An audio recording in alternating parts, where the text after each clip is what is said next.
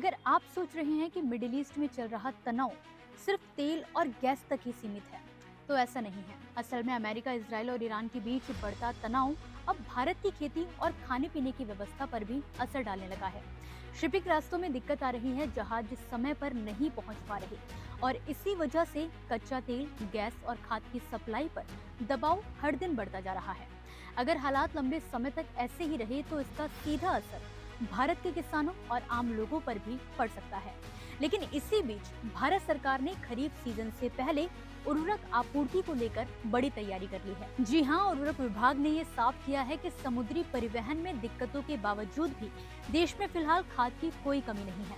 सरकार ने कम खपत वाले समय में आक्रामक अग्रिम भंडारण रणनीति अपनाकर बड़ा बफर स्टॉक तैयार किया है। इसी का नतीजा है कि खरीफ से पहले देश का कुल उर्वरक भंडार बढ़कर अब 177 लाख मीट्रिक टन तक पहुंच गया है, जो पिछले साल के मुकाबले करीब 36.5% ज्यादा है। इस भंडार में डीएपी और एनपीके जैसे जरूरी पोषक तत्वों के साथ साथ यूरिया की उपलब्धता भी मजबूत हुई है। यूरिया का स्टॉक बढ़कर करीब 59 लाख मीट्रिक टन का हो गया है, जिससे साफ है कि वैश्विक संकट का सीधा असर फिलहाल भारतीय किसानों पर नहीं पड़ने वाला है। भारत सरकार का बड़ा फैसला। इस बीच खाद को लेकर मोदी सरकार ने किसानों के हित में एक बड़ा और अहम फैसला लिया है। दुनिया भर में कच्चे माल की कमी और सप्लाई संकट के बीच सरकार ने उर्वरक बनाने में इस्तेमाल होने वाले करीब 40 मुख्य रसायनों पर कस्टम ड्यूटी पूरी तरह खत्म कर दी है। ये राहत 2 अप्रैल 2026 से 30 जून 2026 तक लागू रहेगी। इस फैसले से अमोनियम नाइट्रेट, फास्फोरिक एसिड जैसे जरूरी केमिकल्स सस्ते हो जाएंगे। इससे खाद बनाने की लागत कम होगी और कंपनियां कम कीमत पर उर्वरक तैयार कर सकेंगी। सरकार ने अमोनिया और नाइट्रेट पर लगने वाले एआईडीसी टैक्स भी हटा दिया है, जिससे उत्पादन और सस्ता होगा। इसके साथ ही कृषि मशीनरी और लिक्विड फर्टिलाइजर पर भी राहत दी गई है। SEZ में बनने वाली खाद को घरेलू बाजार में बेचने पर रियायती ड्यूटी लागू की गई है, जिससे बाजार में खाद की उपलब्धता बढ़ेगी। ऐसे हालातों में बचने के लिए क्या करे किसान? हालांकि जानकारों का कहना है कि अगर युद्ध लंबा चला और गैस सप्लाई लगातार प्रभावित होती रही तो आगे चलकर दबाव जरूर बढ़ सकता है और इसका असर किसानों पर भी पड़ने की पूरी संभावना है। लेकिन सवाल ये है कि ऐसे हालात भविष्य में अगर आगे भी पैदा हो सकते हैं तो ऐसे में किसान खुद से क्या कदम उठा सकते हैं? तो इसी पर बात करते हुए इफ्को के MD KJ पटेल ने किसानों को बड़ी सलाह दी है।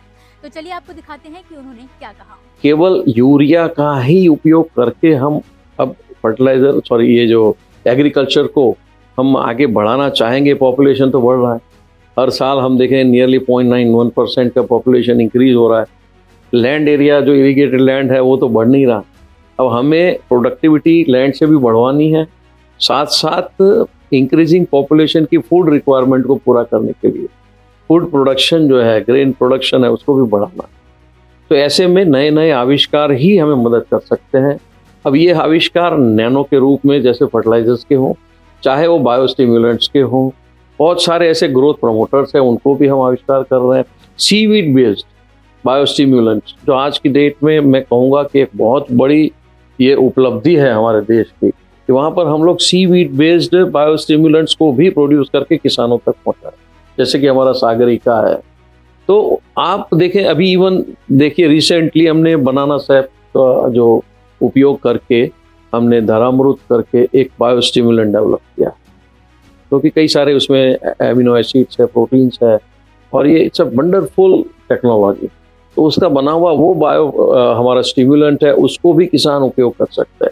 कॉम्बिनेशन ऑफ फर्टिलाइजर्स और साथ साथ में देखिए organic fertilisers, natural fertilisers, bio fertilisers, ये भी अवेलेबल है। तो केवल हमारे किसान इंपोर्टेड यूरिया हो या देश का डोमेस्टिक यूरिया हो उस पर निर्भर नहीं रह के एक नई टेक्नोलॉजी की खेती, किसानी, इसको करने के लिए अगर तैयार होगा, उनको तैयार किए जा रहे हैं। बहुत सारे हमारे आदरणीय प्रधानमंत्री भी कहते हैं कि आप कुछ नहीं है, हर किसान यदि अपनी 1 या 2 एकड़ जमीन को नेचुरल फार्मिंग में यूज़ कर रहे हैं या ऑर्गेनिक फार्मिंग के तरीकों से अगर उसमें अपना किसानी करें, तो समझ सकता हूँ मैं कि धीरे धीरे इसकी पॉपुलैरिटी बढ़ेगी, केमिकल फर्टिलाइजर्स का कंजम्पशन कम होगा और जो इम्बैलेंस यूज़ ऑफ फर्टिलाइजर्स की वजह से चारों तरफ जो नुकसान हो रहा है, देश को भी नुकसान हो रहा है, देश की इकोनॉमी। आप देखिए, हम लोग 2 लाख करोड़ सब्सिडी के रूप में ये जो फर्टिलाइजर बनाने वाली इंडस्ट्रीज को सरकार देती है, तो अल्टीमेटली ये पैसे जा कहाँ रहे हैं? ये पैसे हम कह रहे हैं कि ये किसानों के पास जा रहा है। मैं कहूँगा कि किसानों के पास जा रहे हैं, लेकिन ये इंडस्ट्री के माध्यम से जा रहे हैं। और इंडस्ट्री करेगी क्या? इंडस्ट्री को तो इंपोर्ट करना ही है, रॉ मटेरियल्स लाने हैं। रॉ मटेरियल्स हम बाहर से ला रहे हैं। अगर हम देश में बने कोई फर्टिलाइज़र का उपयोग करेंगे और उतना ही इंपोर्ट हम कम कर देंगे, तो मेरे हिसाब से ये देश की बहुत बड़ी सेवा है। तो इसीलिए इनोवेटिव फर्टिलाइजर्स, देश में बने हुए फर्टिलाइजर्स, अगर इसका उपयोग करने में हम किसानों को जितना अच्छे से समझा पाएंगे, उनका साथ मिलेगा और इस आविष्कार को वो अपनाने में हमारी मदद करेंगे, सरकार की मदद करेंगे, सरकार की हमें मदद मिलेगी, तो मैं समझता हूँ कि फार्मर्स, द लेजिस्लेटर्स या स्टैट्यूटरी बॉडीज या जो भी अथॉरिटीज़ और इनोवेटर्स लाइक इफ्को, ये मिल करके एक ऐसी व्यवस्था का निर्माण जो कि आज हो रहा है, हम लोग उस दिशा में आगे बढ़ रहे हैं, इसको और आगे बढ़ाएंगे। हमारे किसान ये जो इम्पोर्टेड फर्टिलाइजर्स के जो चक्कर में आज हम फंसे हुए हैं और ऐसी स्थिति आ रही है कि हमें ग्रेजुअली इंपोर्ट बढ़ाते जाना पड़ रहा है, उसको हम कम कर सकते हैं। कुल मिलाकर हालात चुनौतीपूर्ण जरूर हैं, लेकिन सरकार के भंडार नीति, फैसलों और तैयारियों के चलते भारत फिलहाल खास संकट से सुरक्षित नजर आ रहा है। तो दोस्तों, फिलहाल के लिए इस वीडियो में बस इतना ही। आप मुझे दीजिए इजाजत और इसी तरह की वीडियोस के लिए आप देखते रहिए किसान इंडिया। धन्यवाद। अगला स्टेशन आपकी मनचाही मंजिल खुशहाली है। खुशहाली के दरवाजे चारों ओर से खुले रहेंगे। किसान इंडिया के साथ यात्रा करने के लिए आपका धन्यवाद।